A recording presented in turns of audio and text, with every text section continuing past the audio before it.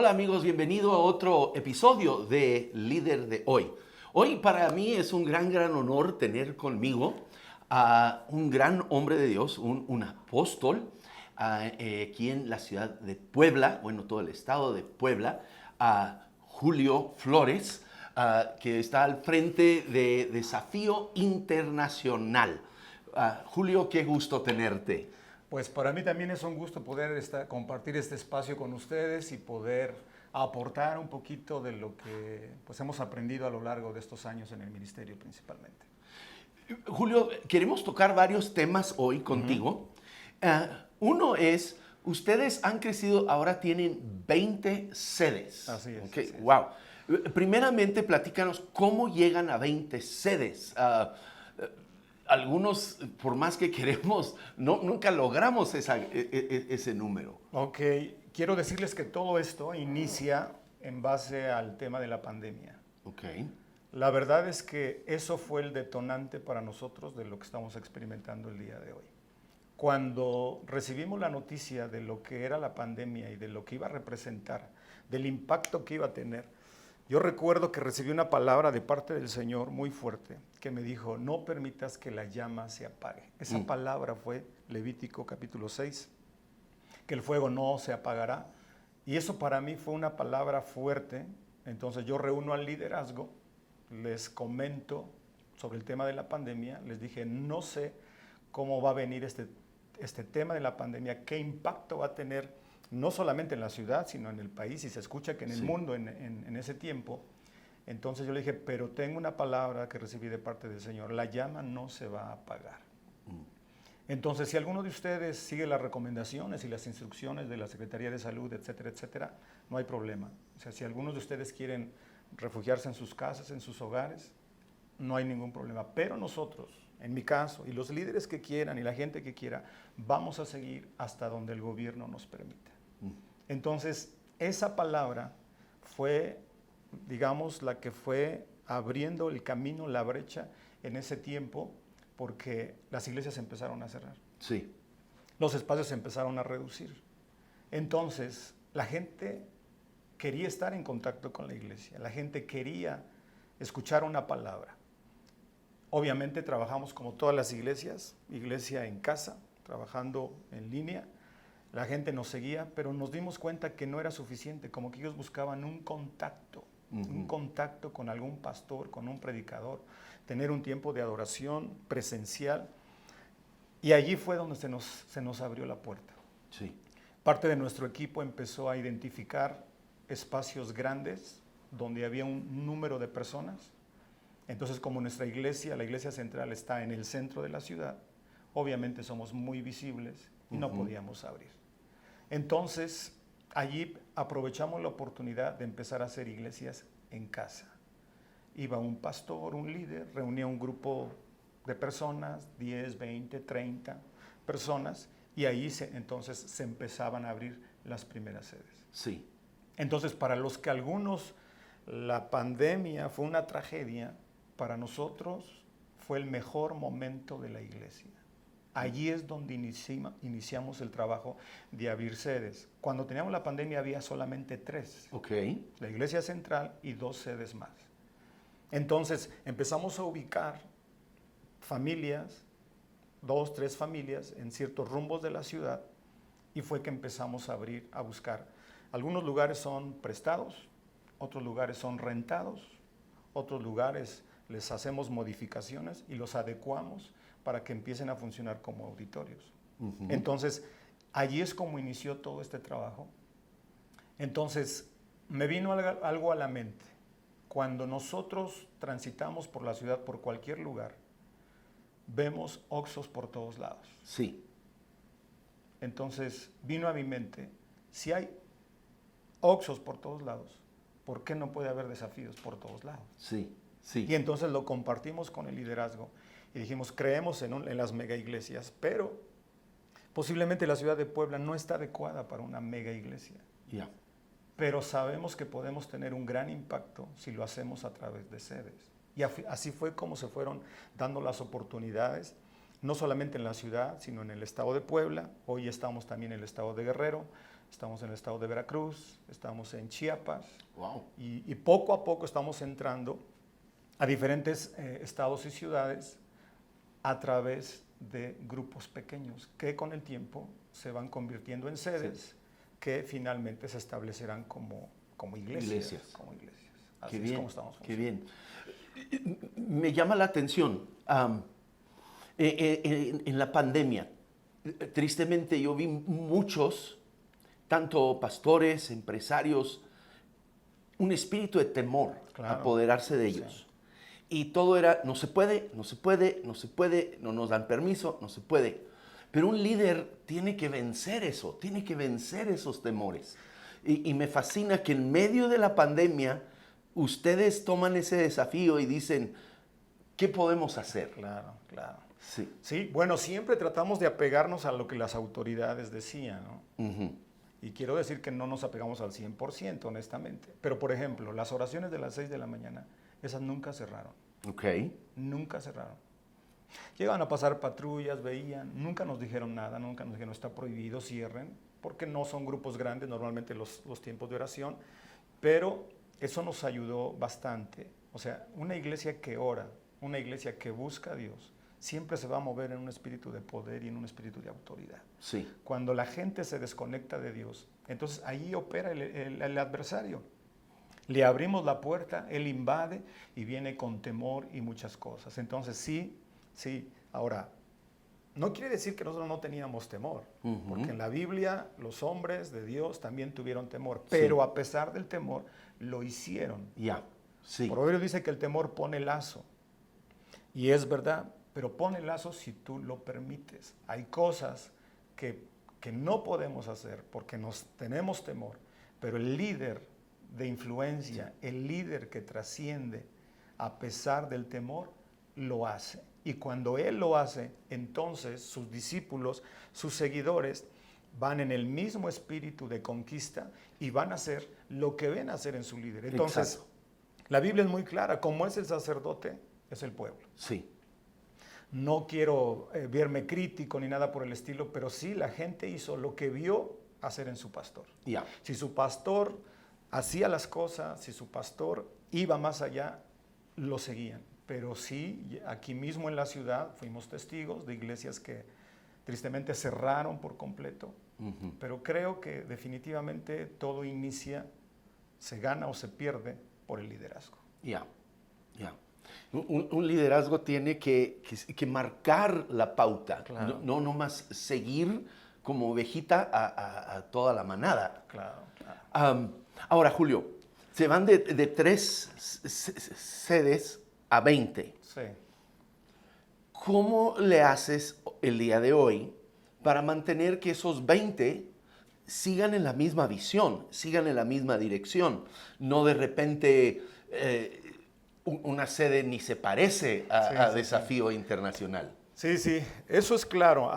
Regresando al ejemplo de los Oxxo, cuando uno va a un Oxxo ve a todos exactamente iguales, exactamente iguales. Entonces aquí el diseño es que el mismo líder o pastor que va a una sede, él sabe que tiene la visión y la misión de establecer algo, puede ser en magnitud más pequeña, pero tiene que ser exactamente igual. Ya. Igual en la alabanza, igual en la predicación. ¿Cómo nos aseguramos que todos estamos predicando, estamos en lo mismo? Porque su servidor lo que hace es que cada semana elaboro la predicación, el mensaje, y lo envío a todos los que van a predicar ese fin de semana, y todos predican exactamente lo mismo. La iglesia central tenemos 3 servicios, somos 3 predicadores diferentes, pero predicamos el mismo mensaje. Entonces eso nos ayuda a mantener la misma visión, el mismo enfoque, y en mi caso me dedico a supervisar las iglesias. A veces voy entre semana a visitar una de las sedes, o el domingo predico en la iglesia central una vez y 1 o 2 veces en las diferentes sedes, para asegurarme que están haciendo el mismo trabajo como lo hacemos en la iglesia central. Entonces todo trabajo que se supervisa pues va a tener éxito. Trabajo que no se supervisa en cualquier iglesia, empresa, negocio que no se supervisa, pierden el enfoque. Entonces eso nos ha ayudado.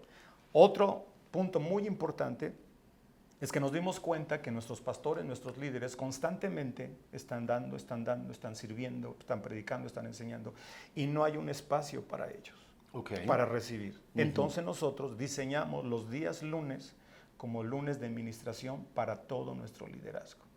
Todos los lunes llegan todos nuestros pastores, todos nuestros líderes, todos nuestros servidores, llegarán unas 200, 250 personas todos los lunes.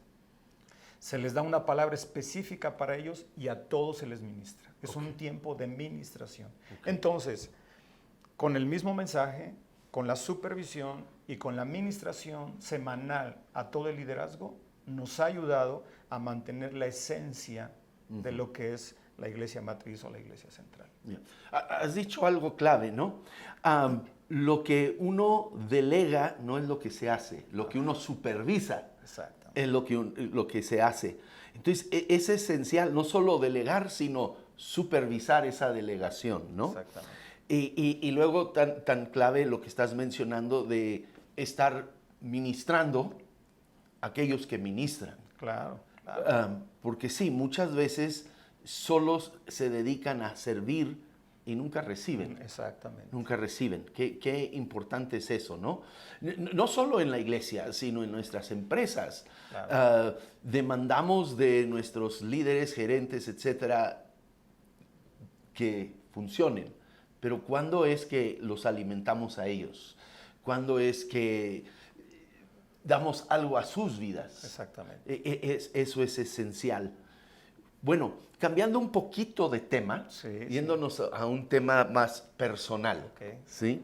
En el 2020, tú enviudas. ¿Nos puedes platicar? Bueno, 2019. 2019. Sí. Bueno, como todo liderazgo, hay tiempos de prueba difícil. Entonces, en la iglesia todo iba bien, en la familia todo iba bien. Y de pronto, en el año, a principios del año 19, recibimos una noticia que la mamá de mis hijos tiene metástasis. O sea, fue algo completamente inesperado y estuvimos luchando por prácticamente 4 meses muy intensos hasta que pues ella parte con el Señor. Entonces, fue un tiempo difícil para la familia, un tiempo difícil para la iglesia, muy doloroso. Pero, pues hemos aprendido, la vida te enseña, el liderazgo te enseña, pero sobre todo Dios te enseña cómo sobreponerte a esos momentos difíciles. ¿Cómo en esos momentos eres un hombre de fe, eres un hombre de oración, tienes una congregación de oración y de fe, y Dios en su soberanía decide llevarse a tu esposa, no la sana? ¿Cómo llevas adelante a la iglesia en no perder su fe en un Dios que sigue haciendo milagros hoy? Hay una historia en la Biblia que a mí siempre me ha inspirado, me ha motivado para los momentos difíciles. Esto yo lo había predicado, no recuerdo cuánto tiempo antes en la iglesia.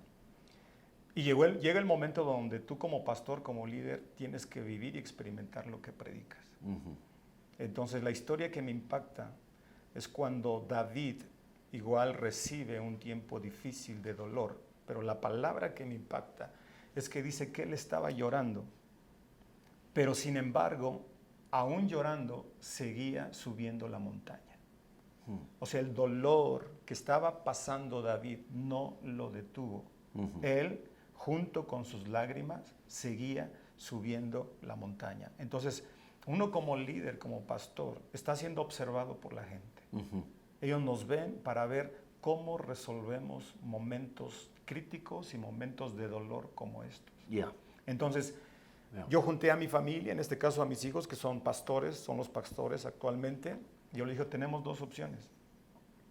O nos tomamos un tiempo de luto y de dolor y lloramos lo que tengamos que llorar, o lloramos y seguimos subiendo la montaña. Y decidimos que no íbamos a suspender absolutamente nada. Teníamos congresos en puerta, teníamos eventos en puerta, y a pesar de eso no se detuvo absolutamente nada. ¿Por qué? Porque yo les dije, si su mamá estuviera aquí, ¿qué les hubiera dicho? Sigan, entonces Ya. vamos a seguir. Ya. Entonces vamos a seguir. Y así es como nos repusimos. Entonces la iglesia ve la actitud del liderazgo, Sí. de cómo enfrenta una crisis, de cómo enfrenta el dolor, y sencillamente se unieron.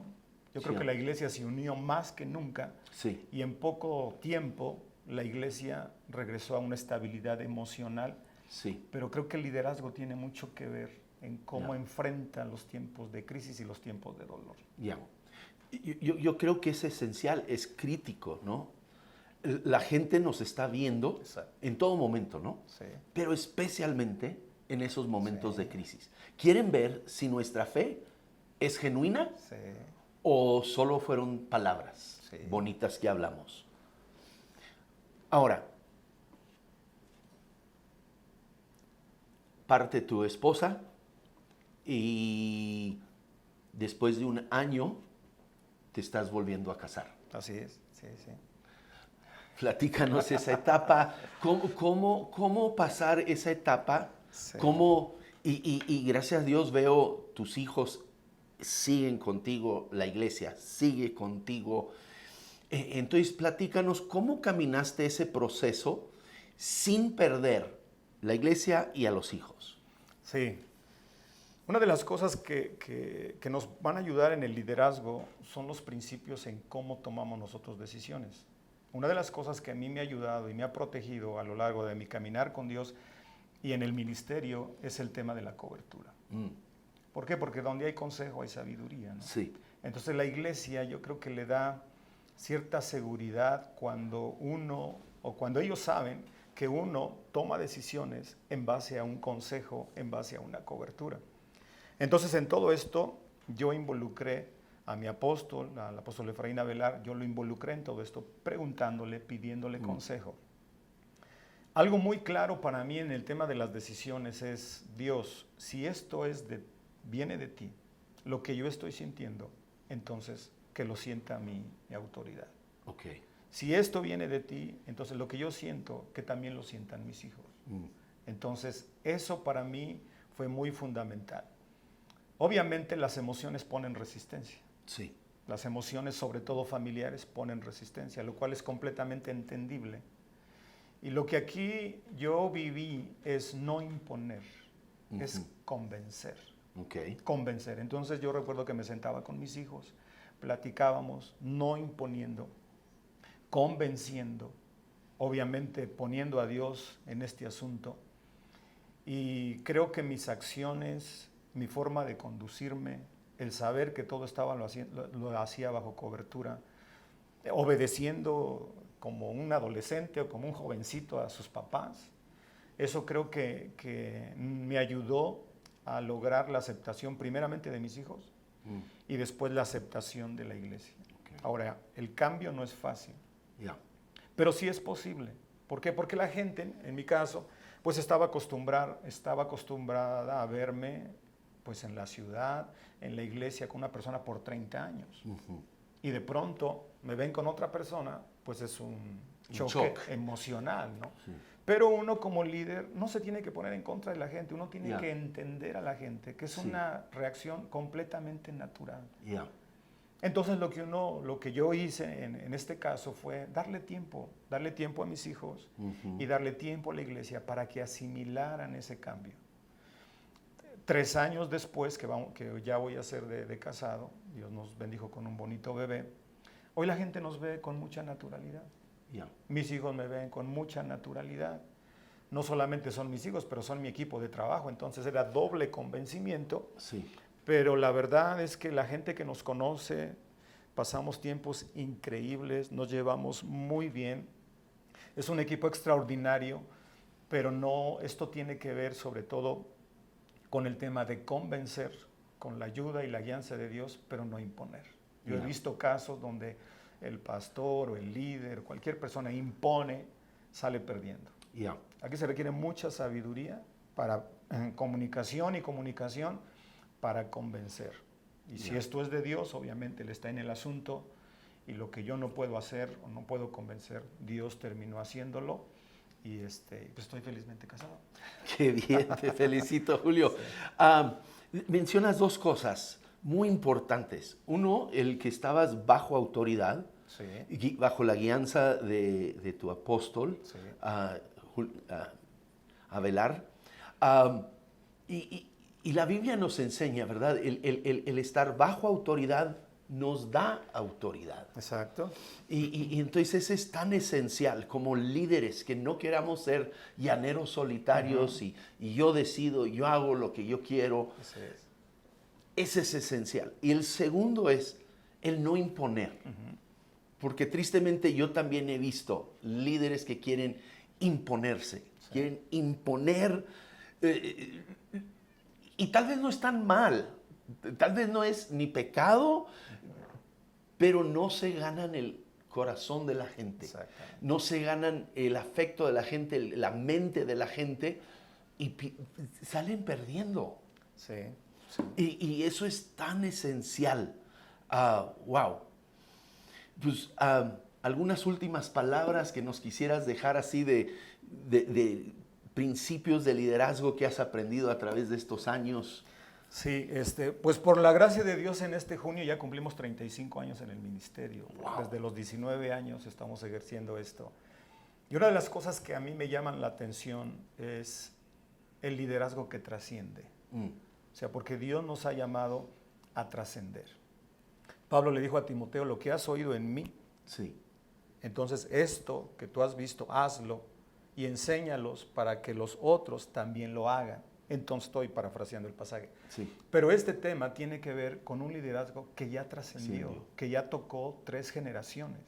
Entonces el líder no solamente es el que, en el caso de nosotros como pastores, el que está en la iglesia predicando y enseñando, no.